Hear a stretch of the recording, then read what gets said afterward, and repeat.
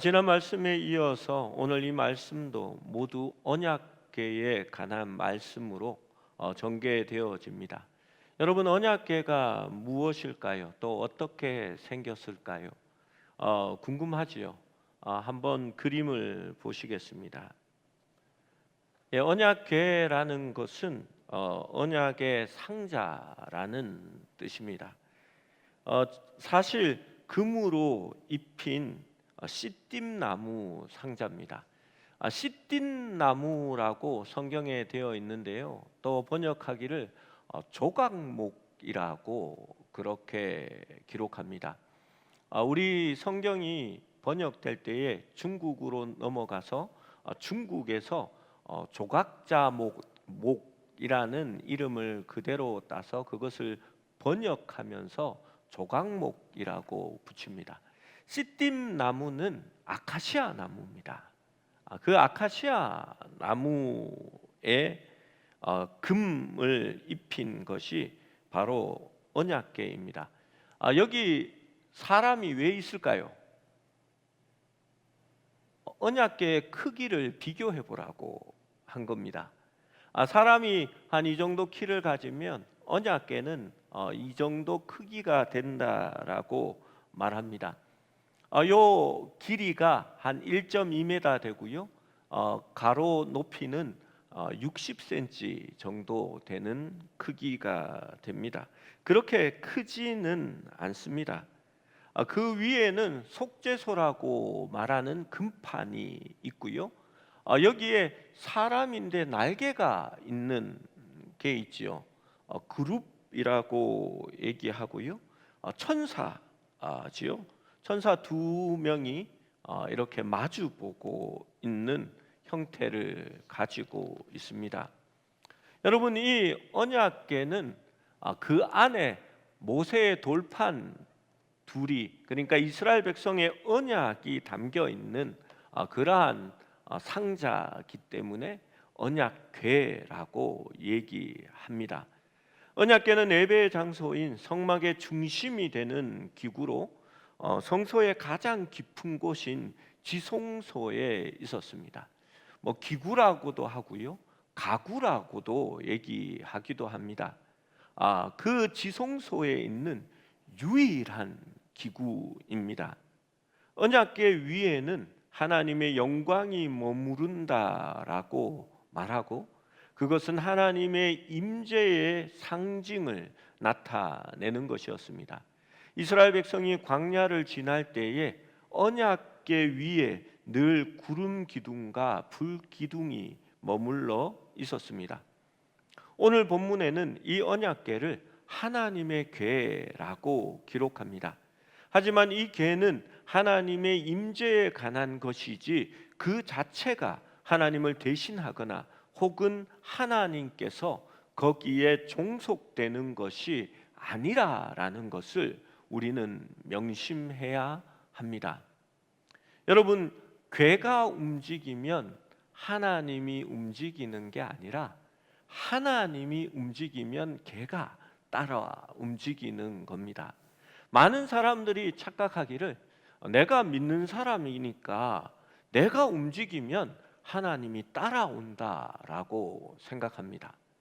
그렇게 생각하는 일들이 어떤 게 있냐 하면요, 우리 기독교인들이여 다 일어나라, 우리가 시청 앞에 나가서 지금 집회를 하면 하나님이 여기에 임하시고 역사하신다라고 생각합니다.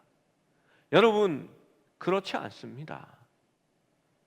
하나님이 움직이셔야 우리 백성들이 그 하나님을 따라가는 거지, 우리가 움직인다고 해서 하나님이 우리에게 종속되어 우리를 따라온다라고 생각한 것은 잘못입니다.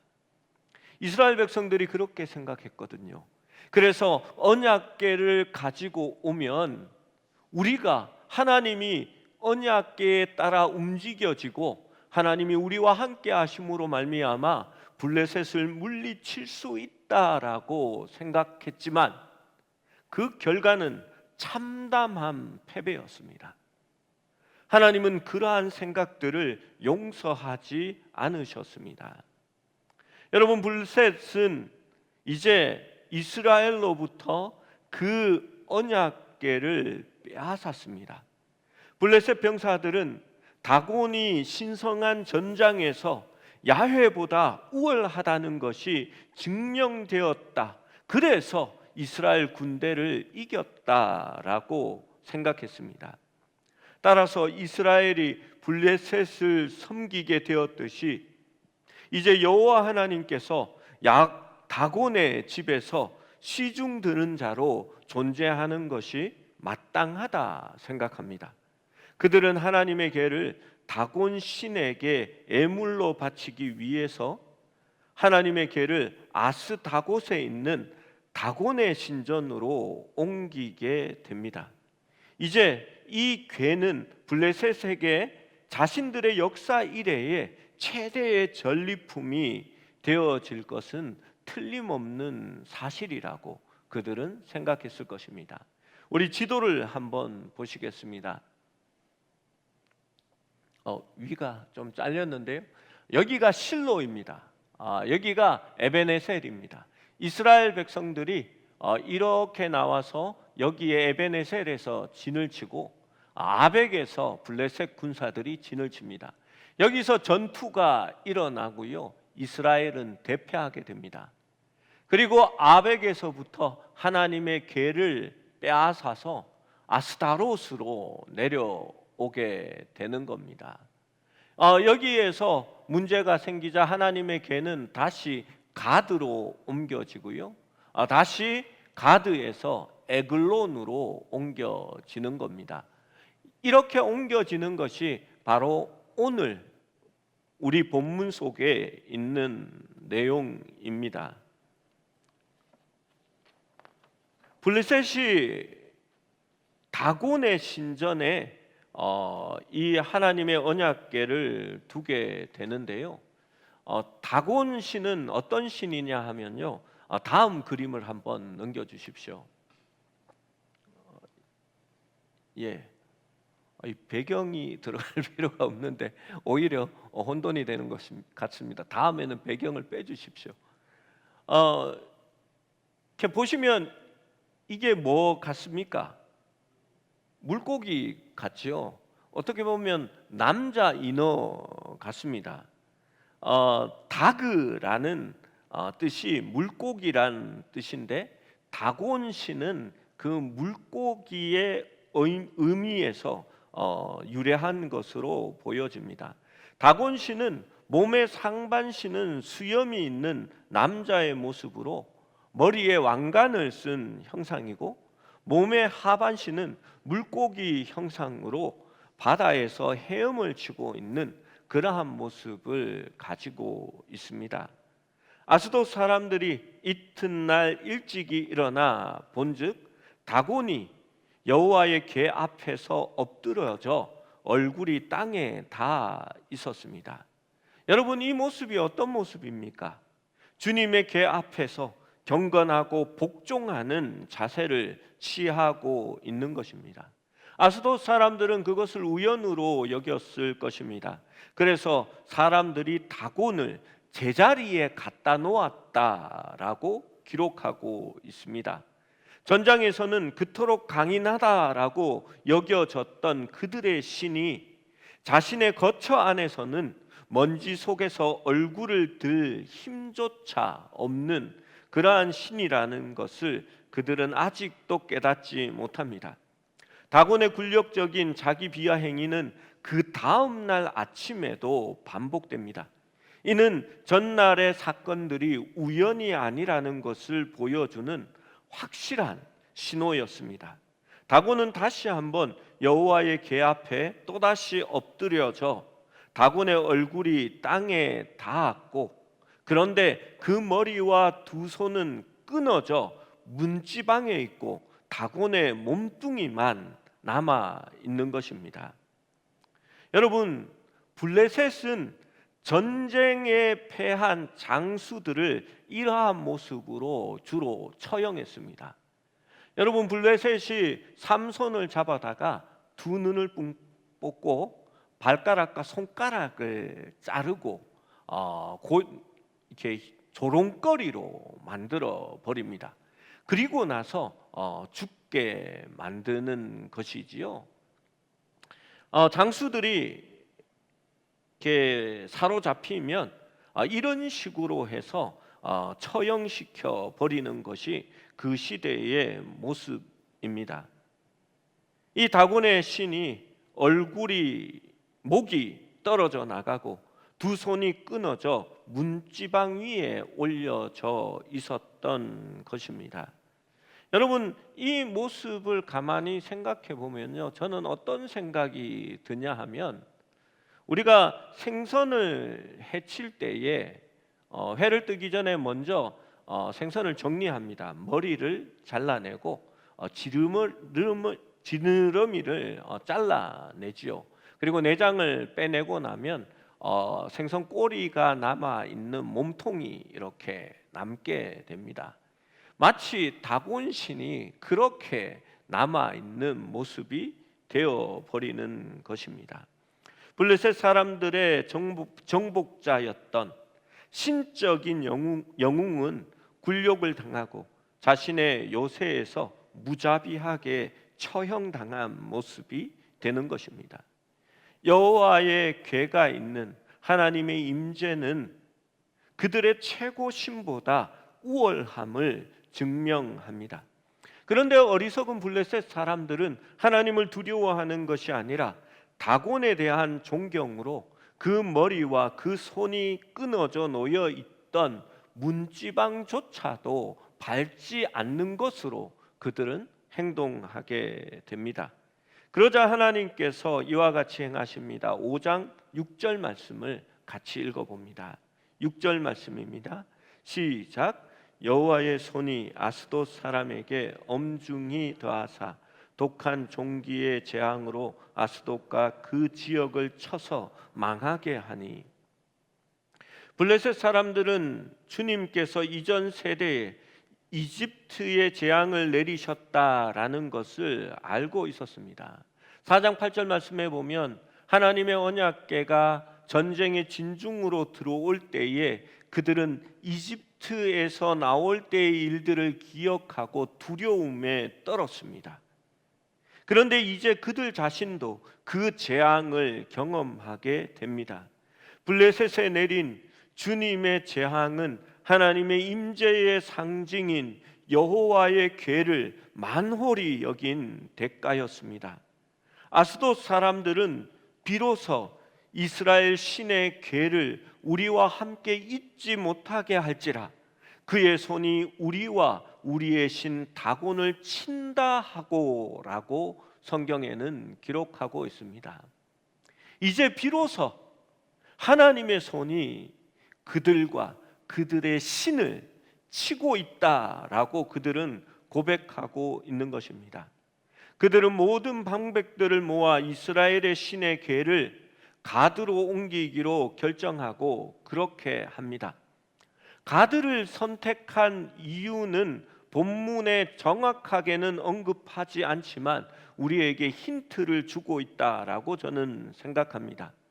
여러분, 가드가 어떤 도시인지 기억하십니까? 가드는 거인족들이 살고 있었던 도시로 유명합니다. 여러분, 골리앗도 바로 가드 사람이고 가드는 용사들의 마을이었습니다. 거기 가드로 옮기면 여호와 하나님도 이 사람들의 기세에 눌릴 것이라는 한심한 생각을 했던 것 같습니다. 그들이 언약궤를 가드로 옮겼지만 그 논리는 통하지 않았습니다.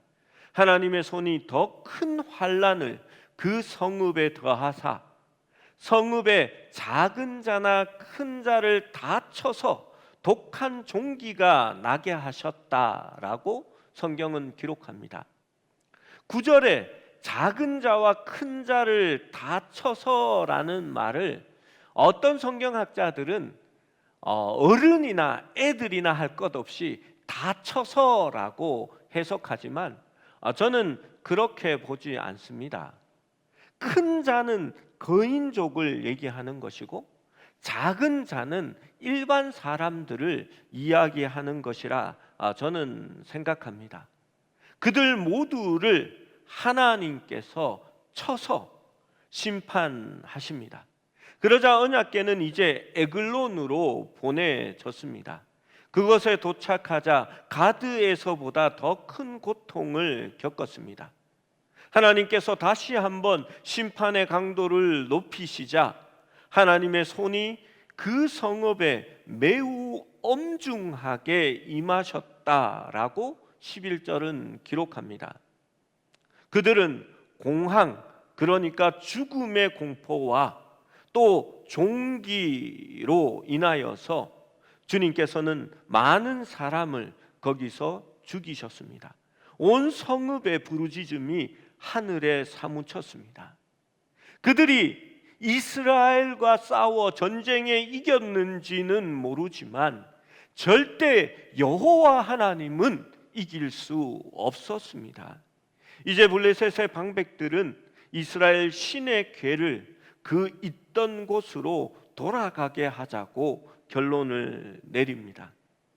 이스라엘 백성이 하나님의 궤에 하나님을 종속시켜 하나님을 움직이려고 하고 이용하려고 했지만 그들은 그럴 수 없었습니다. 블레셋은 전쟁에서 승리했다고 여호와 하나님도 멸시했지만 하나님은 결코 만홀히 여기심을 받지 아니하십니다. 하나님은 모든 이름 위에 뛰어난 자신을 드러내시는 것입니다. 여러분, 하나님의 임재와 동행하심을 간절히 바라고 그 뜻대로 행하는 것이 중요합니다. 우리의 뜻을 이루기 위해서 하나님을 움직여 보려고 하는 그 모든 시도가 헛된 것임을 성경은 말하고 있는 것입니다. 재앙을 면하려는 사람들과 하나님의 이름으로 복과 명예를 얻으려는 사람들이 많습니다. 사실 이러한 태도는 믿음이 아니라 고난과 재앙은 피하고 승리와 복을 얻으려고 하는 방책으로 하나님을 모시고 사는 방법입니다.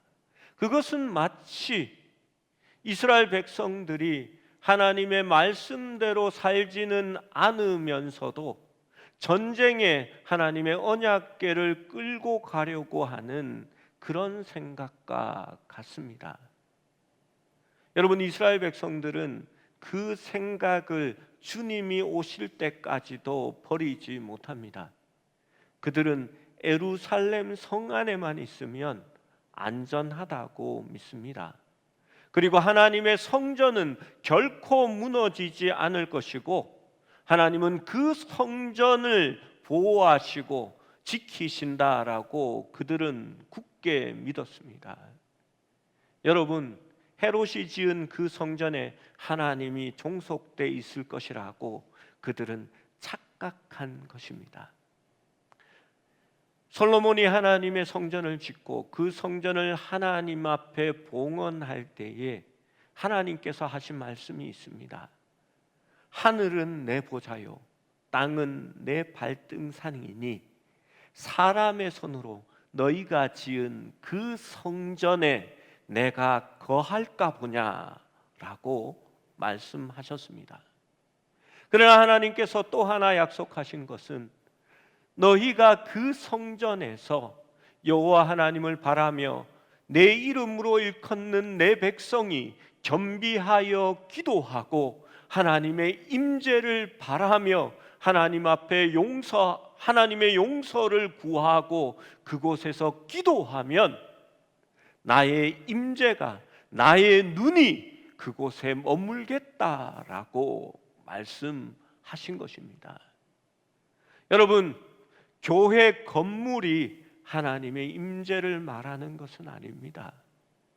우리가 이 장소에서 하나님을 바라고 하나님 앞에 기도하며 하나님의 말씀대로 살아갈 때에 하나님의 임재가 이곳에 있겠다라고 말씀하시는 것입니다. 하나님은 결코 인간에게 종속되지 않습니다. 하나님은 결코 장소에 구애받지 않습니다. 그분은 초월하시는 하나님이시기 때문입니다. 어제는 투표일이라 시간이 되어 검단산에 올랐습니다. 윗배알미, 그러니까 팔당댐 수자원 지사 앞길로 난 길로 올라가는데 눈에 띄는 것이 있었습니다. 중간중간 사람들이 바위 위에 쌓아 올린 돌무더기들을 보게 되었습니다. 참 난이도가 높게 어떻게 그렇게 쌓았는지라는 생각이 들 지경입니다. 사람들이 거기에 돌을 놓는 모습들을 본 적이 있습니다. 더 이상 놓으면 흘러내릴 것 같은 그러한 모습인데 거기에다가 억지로 그 돌 하나를 올려놓고 합장을 하며 이렇게 머리를 숙이고 기도하고 가는 것을 보았습니다. 정성으로 그렇게 돌 하나를 올려놓으면 그 정성으로 복을 받을 것이라고 생각하는 것이겠지요. 여러분, 그러나 그 돌이 너무나 쉽게 무너진다는 것을 알지 못하는 것 같습니다. 위태롭게 세워놓은 내가 올려놓은 돌 하나가 그 다음 사람이 복을 비는 그 돌 하나가 올려질 때에 허물어져서 밑으로 떨어지고 있다라는 것을 깨닫지 못하는 것 같습니다. 여러분, 공을 쌓고 정성을 들이면 복을 받으리라 라고 생각하는 것은 오늘날 교회 안에도 마찬가지인 것 같습니다. 사랑하는 성도님들, 기억하십시오.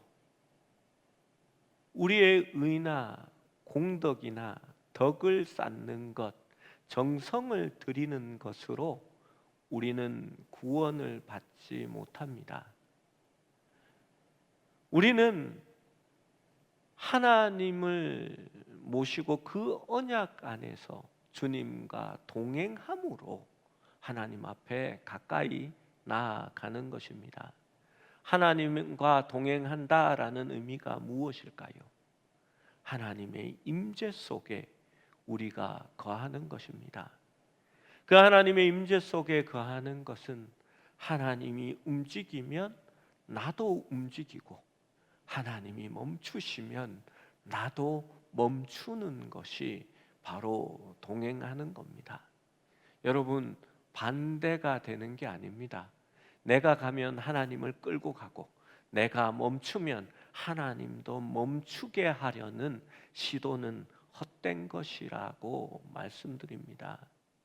여러분, 우리는 하나님의 거룩한 백성으로 서야 합니다. 왜냐하면 하나님이 말하게 하시는 것을 우리가 말하고 하나님이 가게 하시는 곳에 우리가 가고 하나님이 멈추는 곳에 우리가 멈추기 때문입니다. 그렇게 함으로써 우리는 하나님의 형상을 닮아가게 되는 겁니다. 여러분, 오직 믿음으로 살고 성령님과 동행하고 해산의 수고를 함께하는 그 삶이 하나님의 언약 안에 나아가는 삶이라 저는 믿습니다. 여러분, 하나님 앞에서 다곤의 목과 발목이 부러져 넘어진 다곤신들처럼 다곤신같이 우리가 쌓는 모든 노력과 모든 것들은 헛되이 무너지고 부러져 버릴 것입니다. 우리가 믿는 우리 하나님이 가장 위대하고 크신 하나님이며 유일하신 하나님임을 늘 기억할 수 있어야 합니다. 여러분, 사주나 토정 비결이나 또 그런 것들을 보는 그리스도인들이 많습니다. 그래서 하는 이야기가 그런 것들이 경험에서 나온 확률적인 것들이기 때문에 그래도 좀 맞지 않느냐고 그렇게 말합니다. 여러분, 우리가 믿는 하나님은 확률에 매이는 하나님이 아닙니다.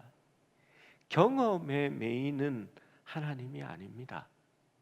그분과 함께 할 때에 여리고성은 무너져 내리고 그분과 함께 할 때에 패할 수밖에 없었던 전쟁에서 승리하게 되는 것이고 여호와 하나님과 함께 할 때에 도저히 이룰 수 없을 것 같은 기적을 우리가 맛보고 행할 수 있는 것입니다. 그것이 바로 우리 하나님이 만들어 나가는 역사인 줄로 믿습니다. 사랑하는 여러분, 늘 하나님의 임재 가운데 살아가기를 힘쓰시기 바랍니다. 늘 하나님을 구하고 그분의 뜻을 생각하면서 그 하나님의 말씀대로 순종하고 살아갈 때에 하나님께서 우리에게 승리를 허락하시고 놀라운 하나님의 기적을 맛보게 하실 줄로 믿습니다.